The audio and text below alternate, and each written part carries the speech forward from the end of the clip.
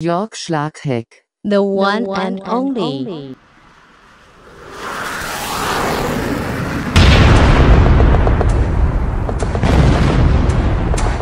At no time was I more determined to go on a long bicycle tour than in 2012.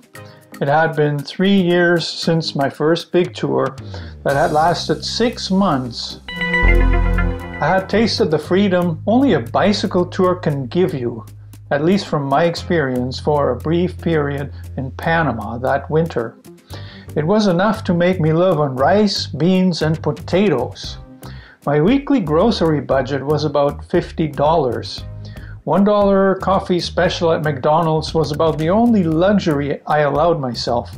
Well, most of the time.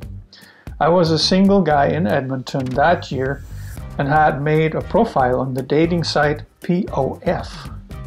It was interesting to meet women for occasional coffee dates and actually quite affordable. Few of those dates ever went much beyond coffee at Tim Hortons, at least in the beginning. Other free or very cheap activities were meetups, and there actually was one for learning Spanish, and then the Edmonton Outdoor Club. I also had a bunch of friends through the Couchsurfing network who liked to party hard and meet at a pub quite regularly, but drinking at a pub is not cheap, so I rarely went. My bank account was growing steadily throughout that summer, and by Labor Day, first weekend of September, I knew that I was able to afford a 3-month tour across Central America. It was also in 2012 that I found the ideal touring bike, an old Norco Sasquatch that fit me perfectly and that I managed to rebuild for just under $100. Of course, I was not eligible for a leave of absence from my job, nor did I have a contingency plan for after my return. Note that this is a common situation that probably holds many of us back from touring long enough. At the time, I simply didn't have a whole lot to lose, which made it easier to take the risk, but I was also quite prepared for it mentally. What I was not ready for was getting fired from my job months before the tour. A week prior, my manager had asked me in a one-on-one meeting if I planned to take a month off again the following winter. I had responded truthfully and admitted that I was planning an even longer absence. At the time, this manager had reassured me that I could work at that job until the beginning of my tour, but that there would be no guarantee for my return, which was of course understandable. Well, some managers aren't honest or fair, so a week later I was fired from my job, framed for a stupid mistake someone else had made. Either way, it wasn't a serious enough problem for anyone to lose their job over, at least from my perspective. One thing that really bothered me about the whole thing was that I had given this company my best effort for 2.5 years. In the end, they proved not worth it. Many of my coworkers during that time had gone the same way, and the company, I'm not going to mention any name, continues to have a high turnover even today. What did I learn from that? Never let yourself be in a position where you depend on a corrupt employer for your survival. Small business can be great, but only if they treat all stakeholders with the same respect, regardless of whether they're employees or customers. Thankfully, I wasn't in a desperate situation. Theoretically, it even made me eligible for unemployment insurance, which I applied for, but never collected. By the time my waiting period was over, I had found a job with an Edmonton hotel, just steps away from my apartment.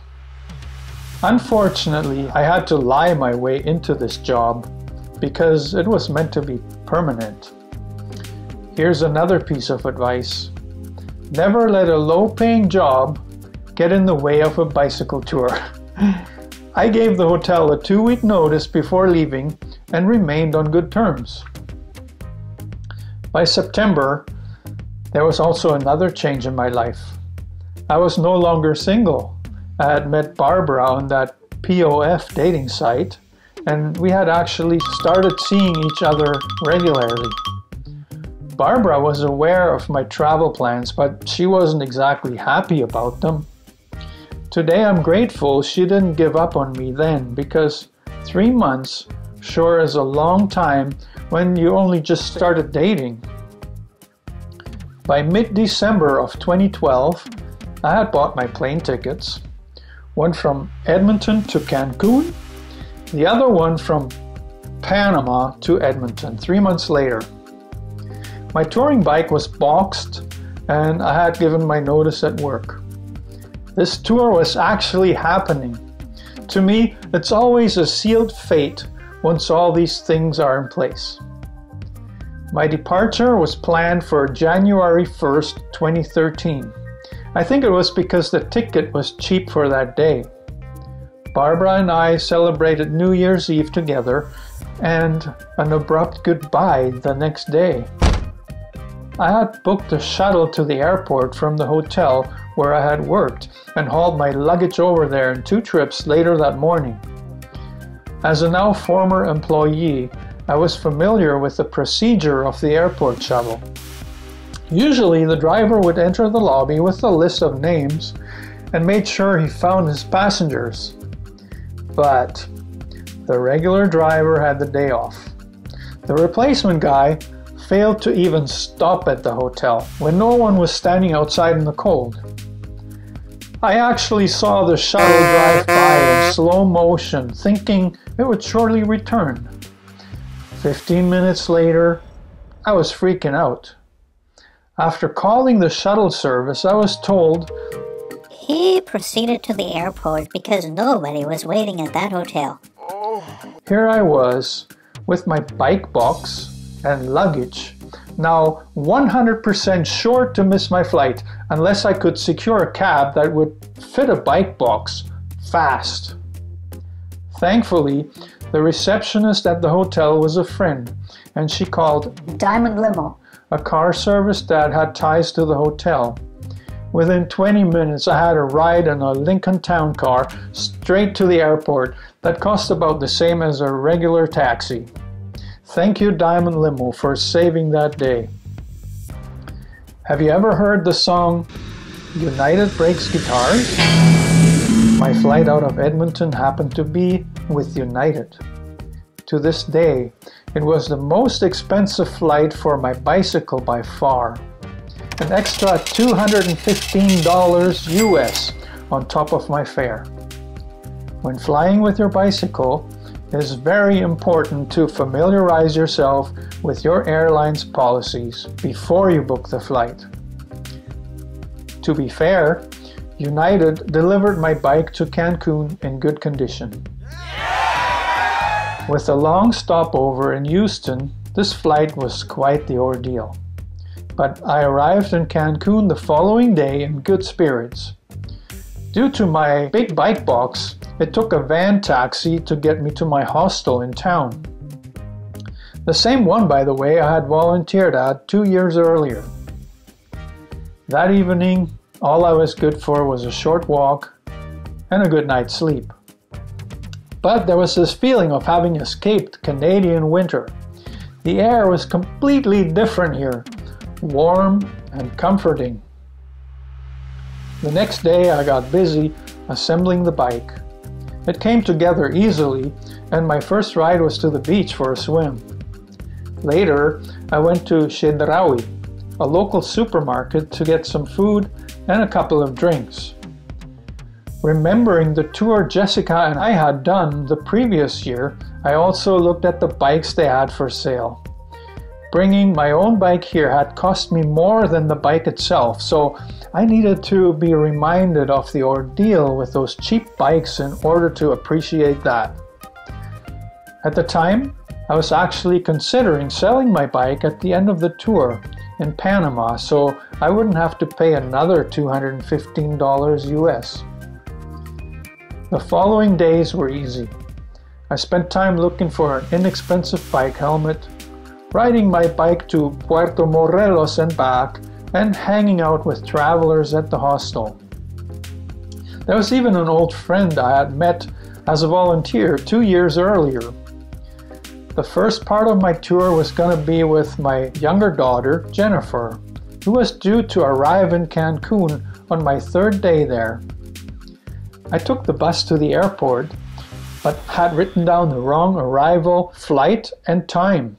So we missed each other. Oh no! After spending a few hours at the airport running back and forth, thinking the taxi trap at the exit gate might have prevented me from finding Jennifer, I called the hostel as a last resort.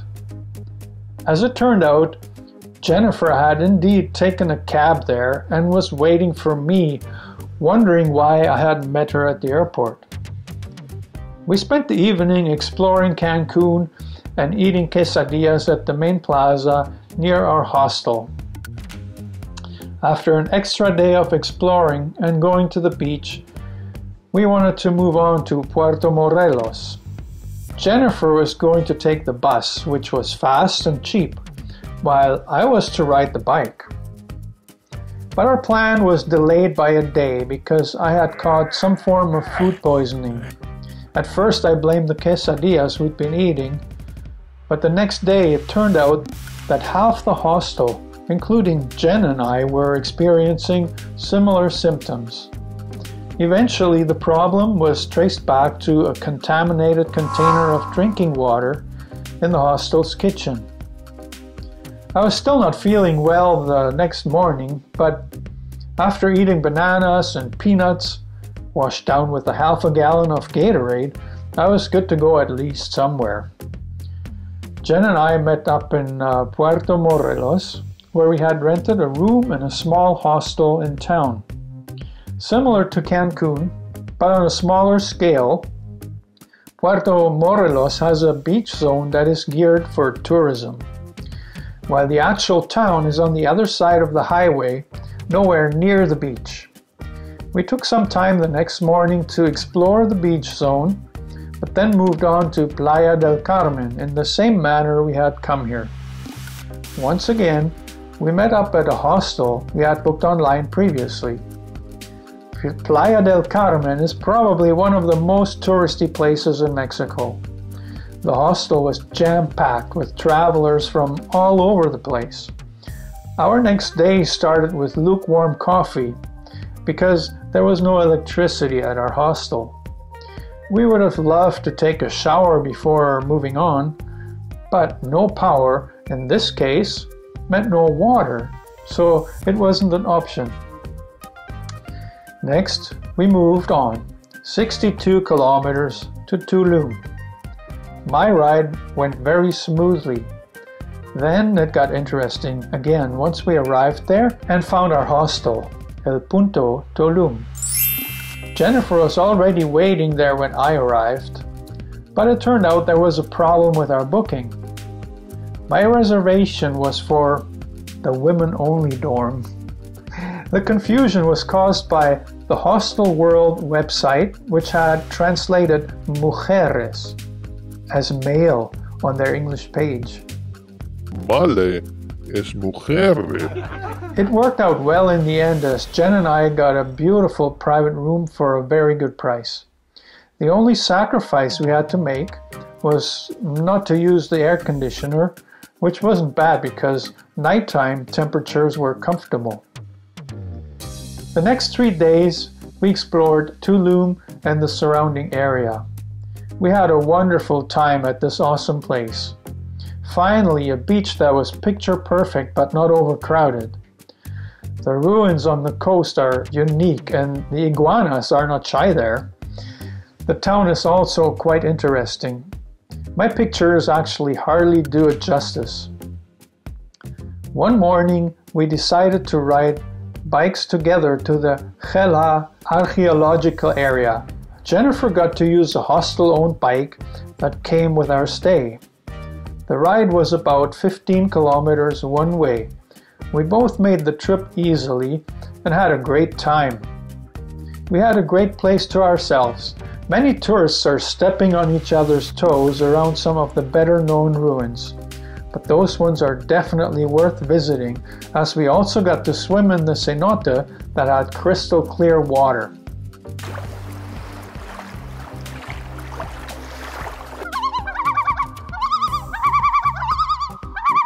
The next day, January 13, was Jennifer's last day in Tulum. We spent a lazy day together without too much outdoor activity, as we had both begun to burn. Jennifer and I parted ways the next day. She took the airport express in the morning. Bye, Dad. For me, it was the first day of serious riding. 96 kilometers to Carillo Puerto. There was absolutely nothing to see along the road. Not even a store to buy a drink, nor a gas station, nothing. After hours of riding in the scorching heat, a sign popped up. Carillo Puerto, 3 kilometers. But there still weren't any other signs of a real town, so I started to doubt that there actually was one. It was a pleasant surprise to find a lively place that had everything except the herds of tourists Jen and I had seen in all other places so far. Also worth mentioning is the good condition of the road from Tulum to Carillo Puerto, with a wide shoulder that is ideal for cycling and felt very safe.